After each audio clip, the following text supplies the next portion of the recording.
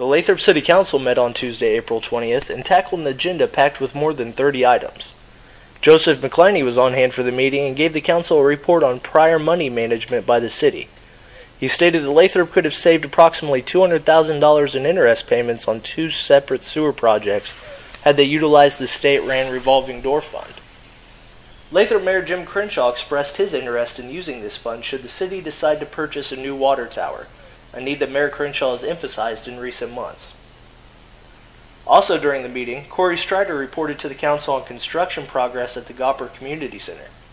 He stated that half of the improvement project in the basement, which includes the addition of bathrooms and the enclosing of infrastructural equipment, has been completed. The council unanimously approved the city's involvement in a class action lawsuit settlement, which will see the city funded $8,000 in taxes and business license fees from Alltel. Alderpersons David Peters and Susan Pryor were sworn into new terms on the council after successful re-election bids earlier in the month. Alderman David Roop was also retained as the mayor pro tem. To cap off the meeting, Mayor Crenshaw gave a report to the council on the progress of the assisted living facility currently gaining steam in Lathrop. I can't tell you that. We're in negotiations with the state, and they don't want it listed until it's solved. The family agrees. Well, it kind of makes a difference where it's located in the city.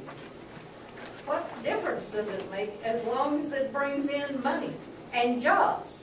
Well, it depends if it's in the residential Wait, area. whoa. Wait a minute. I can't answer you any different because I'm not going to lie to you. There's no reason to. And I can't go any farther with it. So there's no way to get to an argument. And none of us have an interest. Let's cut that out right quick.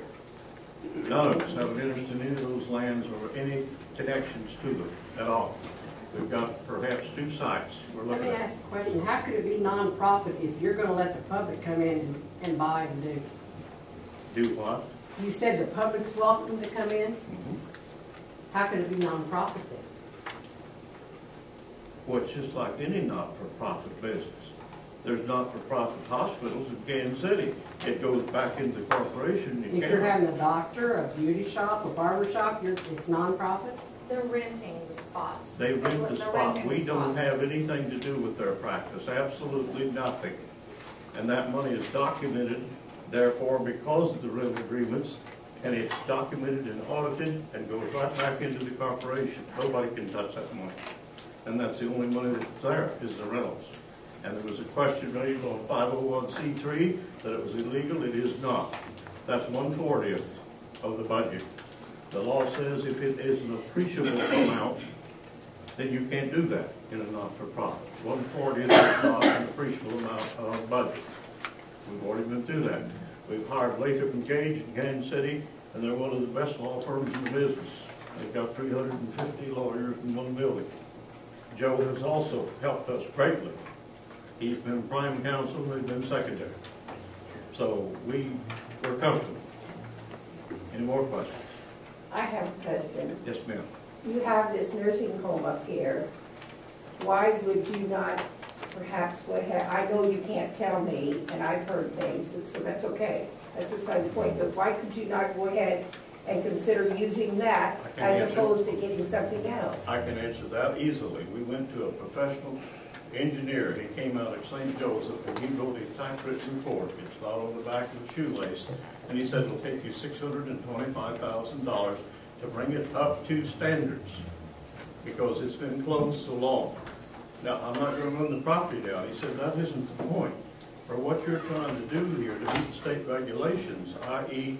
either a nursing home, which is what we first started looking at, or assisted living, he said it won't work. You can't make it pay. Because the man at that point wanted $1.2 million for the building. You take $1.2 million and 600,000+ and add that into it, you can't financially get a loan to click with that kind of stuff because in an assisted living complex, you have to have 75 square feet per person, which means you've got to knock out partitions between those rooms. If it's a couple, for example, to get them that 150 feet in that case. When you do that, you're going to be down to about 20 people, 20 couples, excuse me. And 20 couples, it won't pay. You've got to have more room. There's nothing wrong with your question. It's a good question. But there's no way to use it. I wish for the world, it's a waste, totally, not to use it, but you can't for those purposes.